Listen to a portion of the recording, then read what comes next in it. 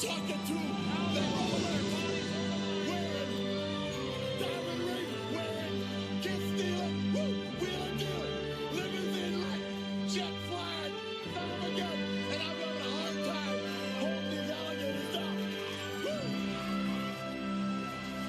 They call me Hot Rod. Everybody knows it. I don't have to say what I am, because I've done it. That's the difference between you and me. You talk about it, I do it. You will know that your ass is mine, and that's the bottom line. Go, get some.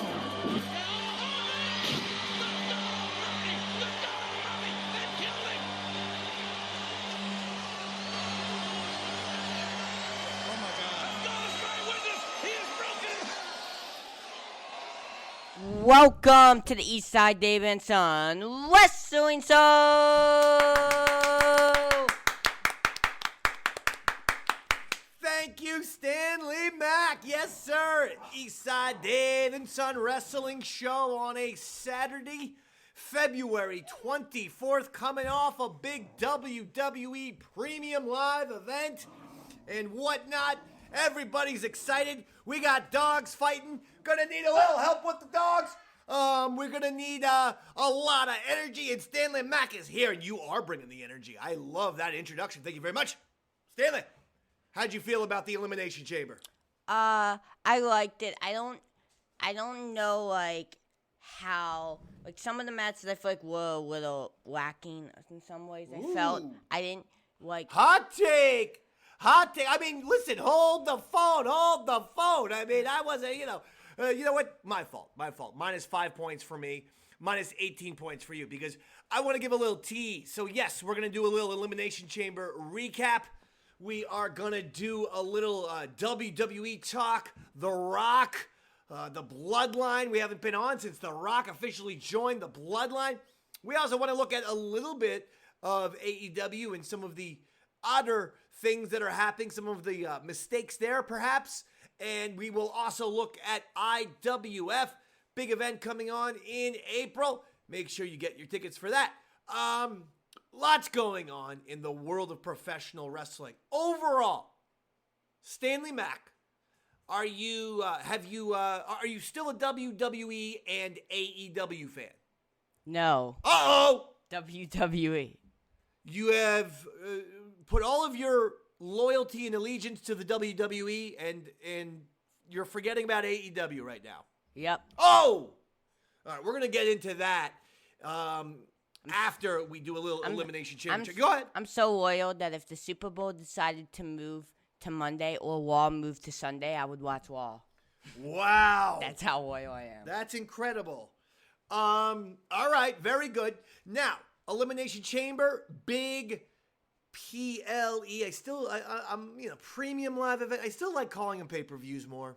I don't know. I like it. Sounds a little bit better, but whatever. Premium live event, PLE.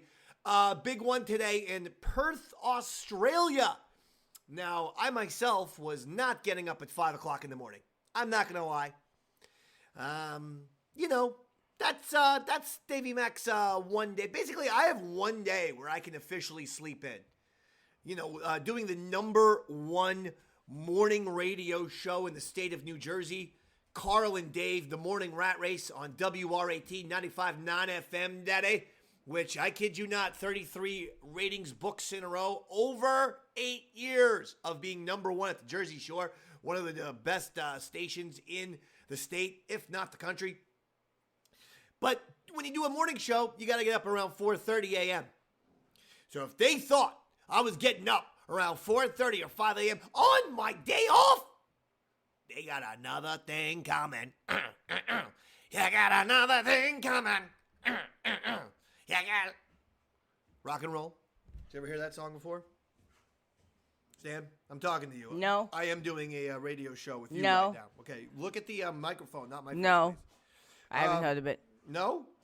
You got another thing coming. Do you know who sings the song at least? No. Judas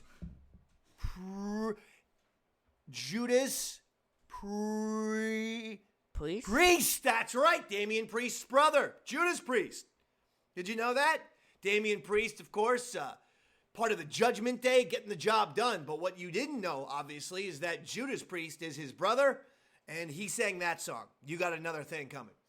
His brother likes to wear almost similar outfits as Damian Priest, the more I think about it. His brother dresses pretty similar to Damian Priest. They both like the leather, things of that nature.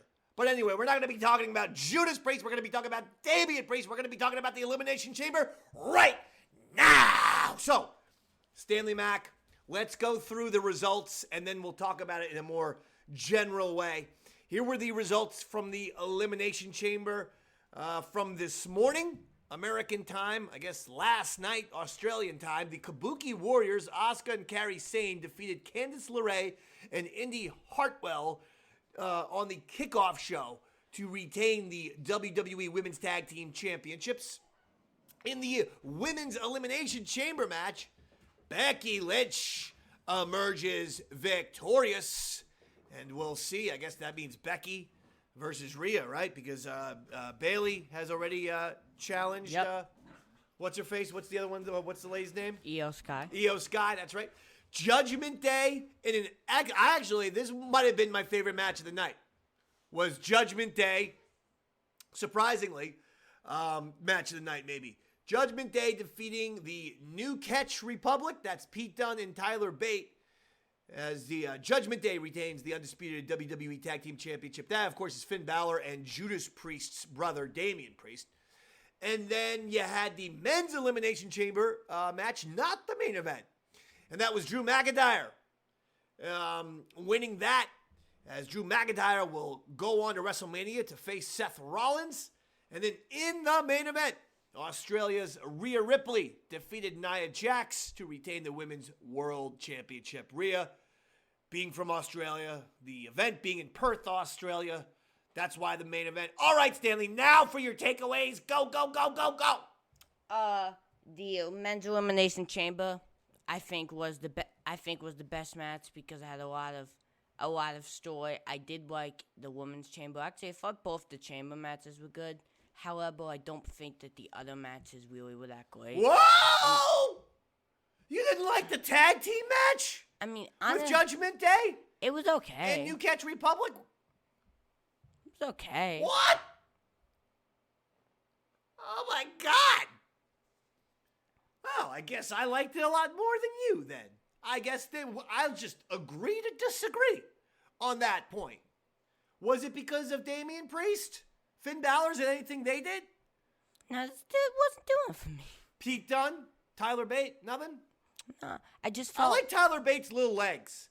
He kind of reminds me of a little person that just is he's like slightly too tall to qualify officially as a little person. In what I'm saying in like the Hornswoggle category, you know, or Lord Littlebrook, or Little Beaver, or Little Tokyo. Back in the day, the little person wrestlers all had to have the name Little in them. So I kind of like Pete Dunne for that way, because I think they could bill him as like the world's tallest little person wrestler. You know what I mean? That's what I would do, because he kind of looks like that to me, with his little legs. If he doesn't want people staring at his little legs, he should definitely wear pants. He's a wrestler who should wear pants, long white pants. That will have a visual effect, a trick of elongating those legs. Because without the pants, you just got little tiny, hornswoggle legs. No disrespect. I actually like Pete Dunne and Tyler Bate quite a bit. Tyler Bate with the little legs. It's funny. He looks like a turtle in some ways. Like if you put Tyler Bate on his back, those little legs would just be kicking and kicking. He'd never be able to get, on his stomach again and get to a vertical base. That's become my new favorite phrase in WWE. I've heard Michael Cole and now Corey both say, "Oh, and he's back. LA Knight's gotten back to a vertical base." You know what that means? Standing up. When a guy stands up, he's back to a vertical base. You mean he just stood up? You mean he was on the mat and he just stood up? He's standing. We're going to rename the act of standing, getting into a vertical base. Seems like a lot of words. Seems like a complex way just to be like, oh, he's standing back up now. He's gotten back to a vertical base right now. It's unbelievable. That's funny to me. I guess it's not that funny to you. You're no-selling the heck out of that little routine, but that's fine. Now you're just going to sit here, let Daddy Mac do all the work today, I guess? No. Oh. What do you think about that vertical base comment, Dan? Was that pretty funny? Yeah. I mean, how about this? That was a good one. Go ahead. It do doesn't that, bother me. No, I'm saying do that, though, real quick. What? Do what? What I just did. So, like, instead of the no-sell, give me like a little, like, sell a couple laughs right now. So go like, yeah, like, go ahead. Yeah. Was that good or what? I mean, come on. Yeah, good. And, did I tell you that Damian Priest has a brother? His name is Judas Priest.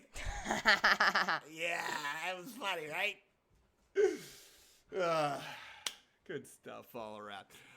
It doesn't bother you. No, I know. It's not bothering me. It's a funny kind of odd thing that I've noticed. It's a very, very long, cumbersome way to say the guy's standing.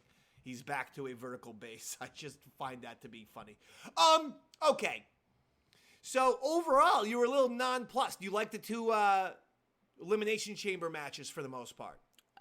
Which one did you like better, men's or women's? I think men's. What's that? Sorry.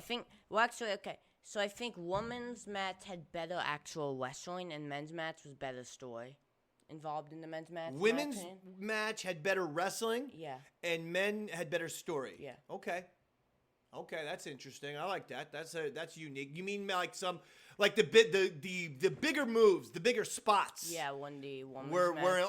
on the women's match. Okay. I can't necessarily disagree with it. I liked both matches. I thought both the women's match and the men's match were both good. But then the men's, I think, had better, story with the AJ costing LA Knight, Logan. Then after he gets eliminated, cost who'd you got? Randy. AJ Styles, Uncle AJ, as I've been calling him, because what I've been wanting him to do is to combine forces with Uncle Howdy and find anything from Bray Wyatt's storyline that's salvageable that we can use, and we're going to shift all the weirdness onto AJ Styles. And Uncle AJ is going to be working with Uncle Howdy, and we're going to get creepy and dark with AJ Styles. I'm telling you, that's a home run right there. And I saw an interview where AJ Styles says he wish he could have been like a member of one of Bray Wyatt's factions. Not just like going against him, but like an actual member. I say Uncle AJ. A lot of people on it. Doesn't mean you're actually going to be involved. Come on, man. Let's do it. What did you think about the Rhea? So that was amazing that AJ Styles flew all the way to Australia just for like a 30-second run-in. Unbelievable, right? Because at least the other superstars, it's a 20-hour flight, okay? It takes forever. But at least they did it, after Raw on Monday, they said. R-Truth didn't even go. So that's the point, because you're only going to really have the people who are actually on the event, because it's just too long a flight.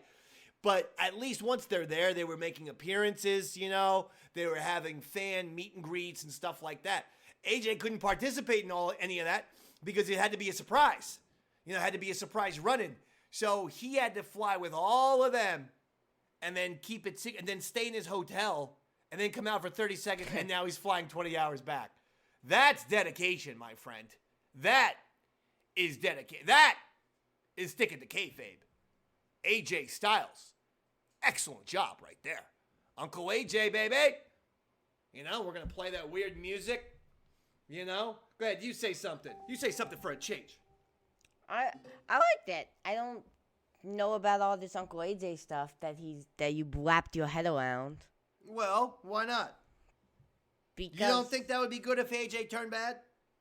I mean, no, I think turning bad was, I think he's pretty much already done, hasn't he? Yeah.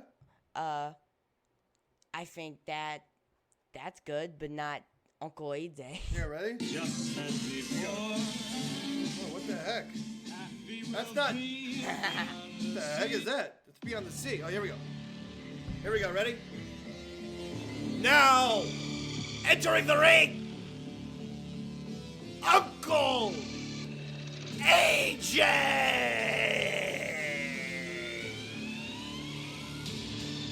And we're gonna turn his hair a different color too. We're gonna give him a crazy hairdo. And tell him to grow that beard out. And now here he comes. He goes to the front row and he sees a little kid, and oh my God, he just slapped a little kid right in the face. Right in the face. This is the most evil we've ever seen Uncle AJ.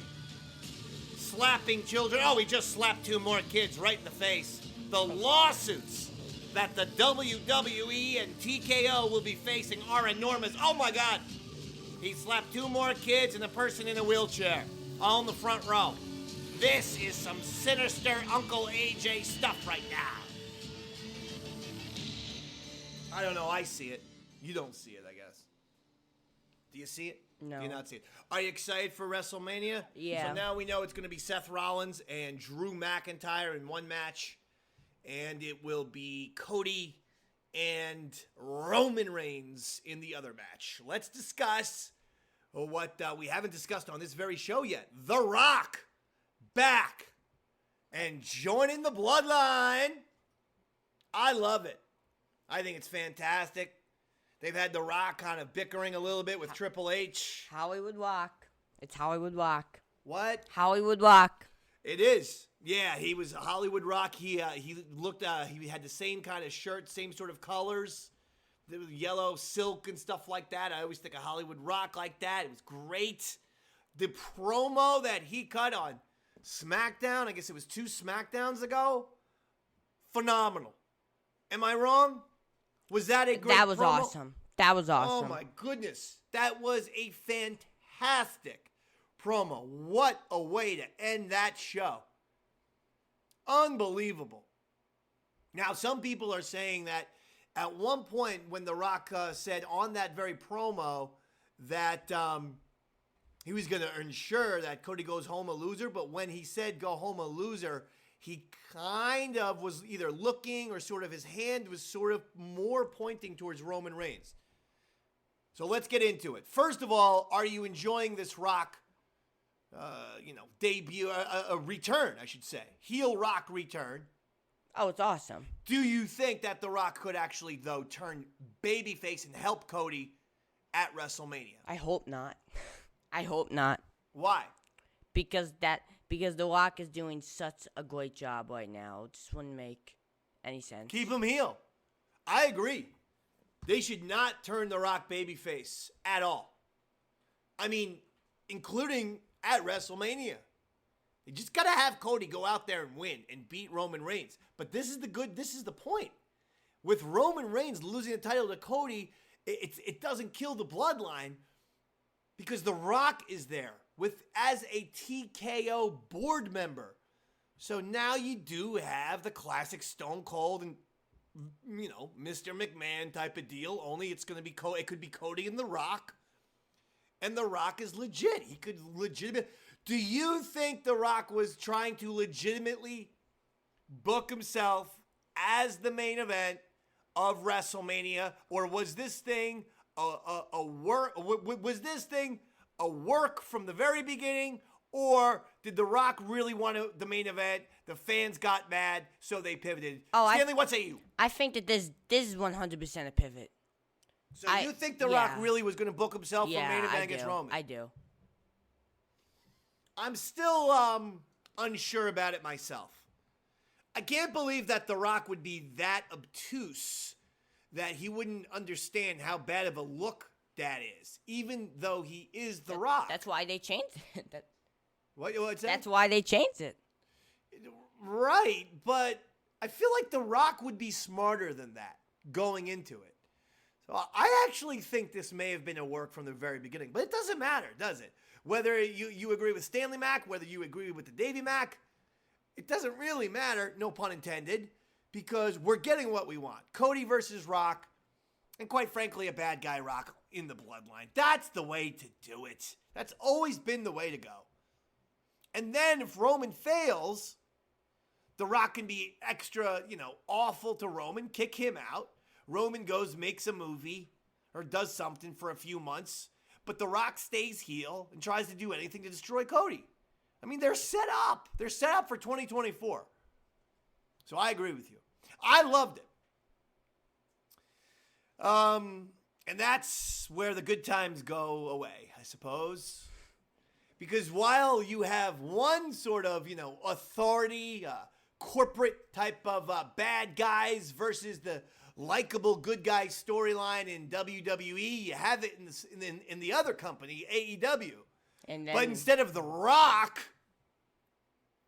a global movie star who's made billions of dollars at the box office, you have the Young Bucks. The guys who everyone was pleading you should just come back as heels, as EVP authorities, but you needed to do it. They needed to do it literally 2 years ago with CM Punk. And do business with CM Punk. Do pay-per-views around the Bucks and Omega versus CM Punk and Ace Steel and somebody else, or CM Punk and FTR. They needed to do business literally 2 years ago. But they've totally missed their opportunity. Now they're doing something. So what's happened now is the Sting's last match is coming up in March. It's coming up soon. So we'll do, I guess, a little preview of that right now. And once they announced about the Sting's last match pay-per-view, it immediately sold out. I mean, it sold incredible. I don't know, 15,000 or whatever, but it sold out. Sold out. And everyone knew it was sold out before they even announced the card for anyone, including Sting's match. No one even knew what was going to be on the card. They just knew it's Sting's last match. It's going to be a historic event. Got to buy my ticket. They sold it out.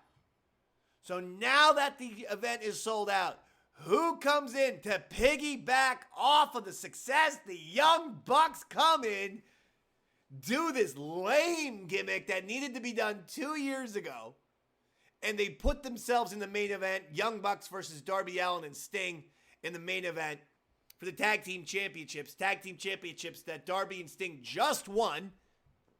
So now Ricky Starks is buried yet again. He won't be fighting Sting. He and, Big Cass won't be fighting Sting at the pay-per-view. And that should have been the team that fought Sting. Swear to God, that was it.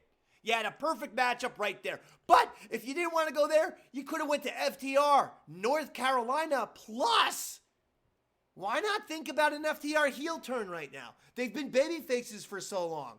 You could have done that. Freshened FTR up with a post-match heel turn. Or just give it to Ricky and Big Cass. Whatever his name is now in AEW. Big Bill. Big Bill. But instead, no. The Young Bucks need to be the main event. They need to have the attention. And I got to tell you, it's horrible. It's horrible television. I now know exactly what it is about the Young Bucks, Hangman Page, and Jungle Boy that I don't like. Besides all the drama with CM Punk. Besides terrible booking of FTR. Besides, seeming to always bury Ricky Starks. What I really hate is they're all so phony. They are never believable. They are horrible actors. Like really bad actors that you would see on some really bad show on a really bad channel. Channel 795. And some awful television show is on it. And you're going, this is terrible. They are some of the worst actors ever, and they never come across as sincere. They never do. They don't know how to do this, do they? They only know how to pretend to be wrestlers. Like, they know how to pretend to be certain characters that they think they should be in wrestling. And it's all pretend with them. They don't know how to be real. That's my issue with the Young Bucks. They're just never real. I'm loving Swerve, but it's hard to, and it's harder and harder to watch AEW these days, and I'm going to tell you why. A lot of this is on AEW fans right now. AEW stinks. The shows are terrible. And yet the AEW fans let Tony Khan continuously get away with stuff that makes no sense. I am so sick of babyface versus babyface, heel versus heel, or someone's supposed to be a heel, but the fans cheer for him, and yet Tony Khan still books him like a heel. Swerve Strickland. Or someone's clearly, he's being booked like a babyface, but he's a total jerk like Hangman Page. And before you say, oh, no, yes, he was. I just saw a 3-on-3 match. And he had Hook and Rob Van Dam, two babyfaces partnered up with Hangman Page. So Tony Khan's still considering him a babyface. What the hell? The AEW fans have done a disservice to the own wrestling organization that they're supposedly fans of. Because they're completely dishonest and delusional.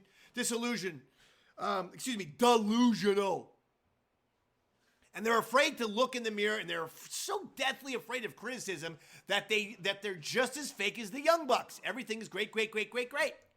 We're sick and tired of it. Then they have the audacity to think that WWE fans are like that. And that WWE fans love everything. That WWE fans are, drones, the E-drones. I keep hearing that, the E-drones. And WWE fans love everything. AEW fans are now lying, dishonest to the core. From 2019 to 2022, was there any, everyone was killing the WWE because Vince McMahon had lost his mind and the shows were abominable. Vince's brain was done. And the shows were unfunny. New Day throwing tomatoes, stuff like that. Money in the Bank. Rey Mysterio gets tossed off of a 5-story building and he's alive the next day. Rey Mysterio also getting his eye gouged out by Seth Rollins. But it's perfectly fine the next week. Stuff that wasn't funny. Otis with the chicken leg. Latter days Vince McMahon booking is the worst. But guess what? AEW fans, you liars. WWE fans were destroying the product. I remember going on a Vince McMahon tweet in 2022 or whatever, the one that was pinned, where he's like, thank you, goodbye, it's going to be on for, or I don't know, I forget what it was. But yeah. I went on one of them and I said, you're ruining the show. Your releases, the low morale, and your booking, it's all terrible. You do these mass releases where you cut great talent. The profits have never been bigger. And then you're going out and you're releasing Samoa Joe and people like that. What? Then on top of it, the shows are terrible. Well, guess who was calling the WWE out? We were. All throughout that era. Go listen to our shows. Anyone. Go listen to anyone. 2019, 2020, 2021, 2022. It wasn't until Triple H took over that the show got good again. And I'm sorry, if the show's good, we're going to say it's good. And that's why AEW fans, you are the ones who are now turning people off like my son. And quite frankly, like me. I'm trying to watch. I put on Dynamite, I put on Collision. But it's horrible. It's embarrassing to watch. It's horrible. And it's a turn-off now watching this product. Guess what? Newsflash, AEW.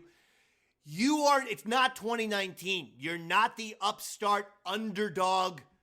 Everyone needs to root for them league anymore. You've been here for 5 years. You're now a well-established nationally televised wrestling company. You don't get the underdog thing anymore. That's out now.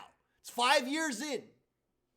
And they went from being the likey-perky underdogs to now they're obsessed with the WWE and criticizing the WWE or bringing WWE people up on their own television show. They're obsessed with it. Well, Darby technically did that. Yeah. Yeah, because but he wants out of there. Because because if you bring up Cody or CM Punk, you'll get a bigger reaction than bringing up anyone else in AEW. So what does that tell you? They screwed up.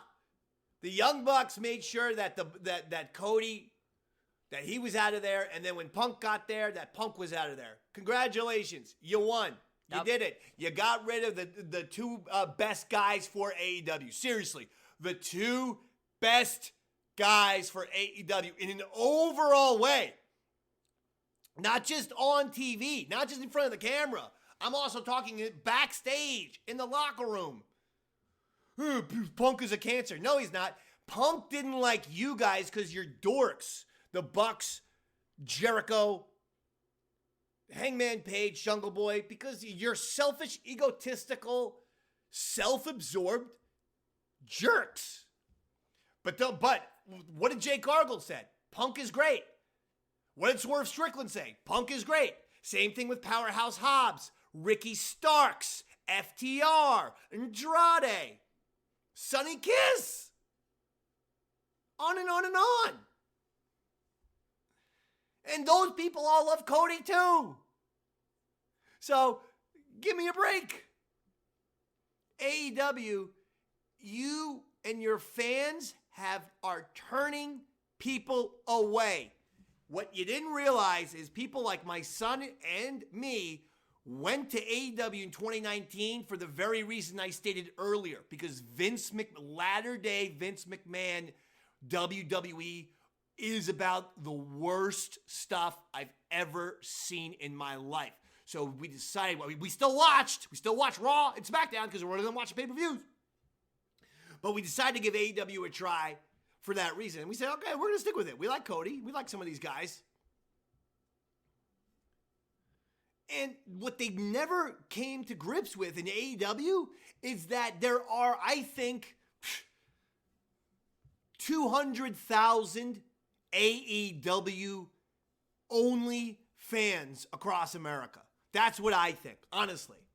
And that everyone else who watches AEW is actually a AEW/WWE fan. So now, when you guys keep taking shots at WWE, you are driving people away who watch both shows. Because people are just going to be like, well, forget about these guys. They suck. Their show stinks. It's terrible. It's not entertaining. And now they're making fun of WWE, a product that I like. Well, so they're insulting me and my intelligence. Well, then forget about them. Screw them. Daddy, see, here's the thing. You can't sell out. I mean, you can't, go after WWE when if your company isn't, so you can go after WWE all you want. If you're selling out the shows, you can go after WWE. But if you're not selling out and they are, right, you don't have a delight. I agree with you. That's an excellent point. It's about the business. And they're getting 2,500 people for their best show, Dynamite. 2,500 people. A press conference in the middle of the day in Perth, Australia for Rhea Ripley supposedly got 25,000. What are we talking about here? So AEW fans, here's what I want to explain to you. For all you AEW fans that keep going on Twitter and stuff like this and go, how come people want AEW to fail? How come everyone wants AEW to fail? What? It's your fault. You're provoking people. You're antagonizing people. You are making people not want to root for you. You're antagonizing us.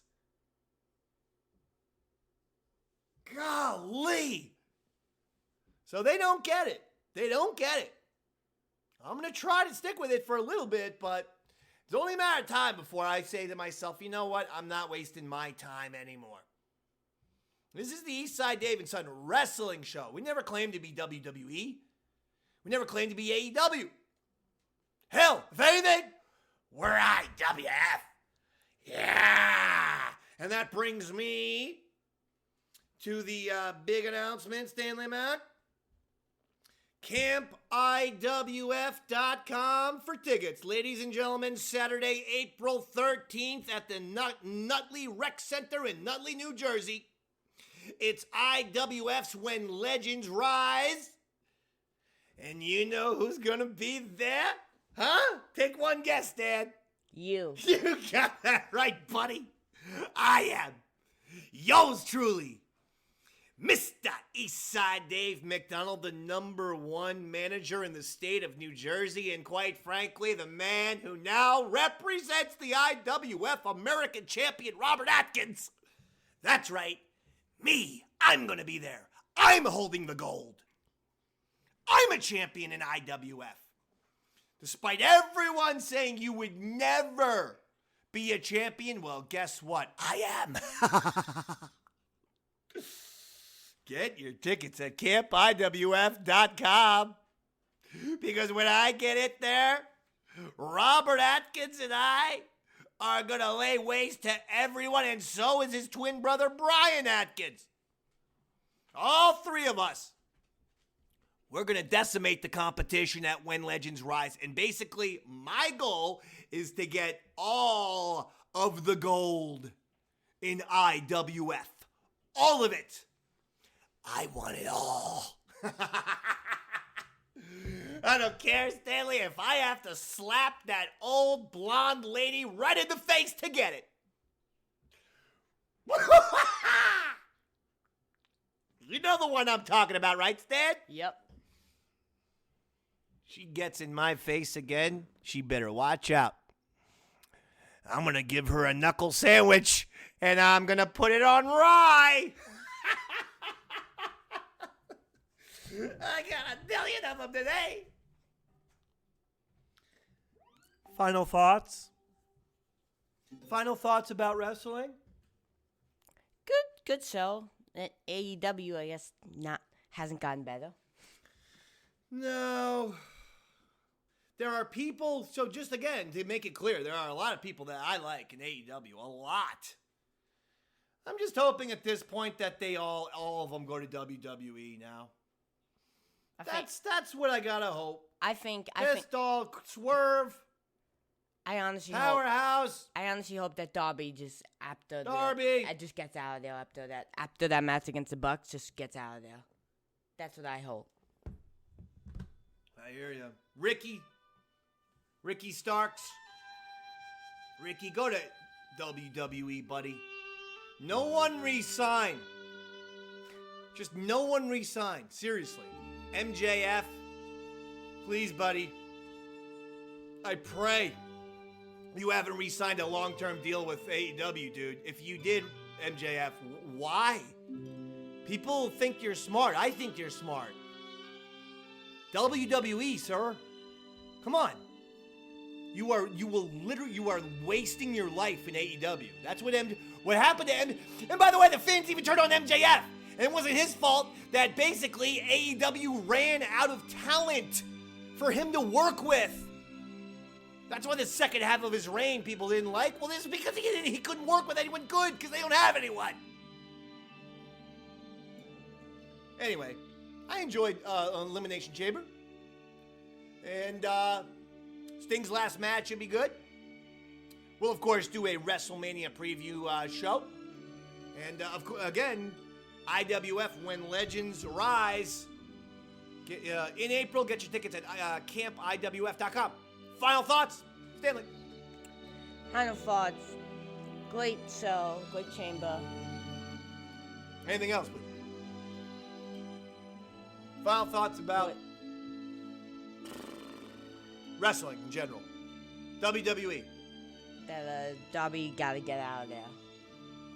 AEW. That is AEW. WWE. What is it? State of WWE. Thumbs up, thumbs down. That kind of thing. Thumbs up. AEW. Thumbs up, thumbs down. That kind of Thumbs down. thing. Okay. Fair enough. Fair enough, Stanley. Well, listen.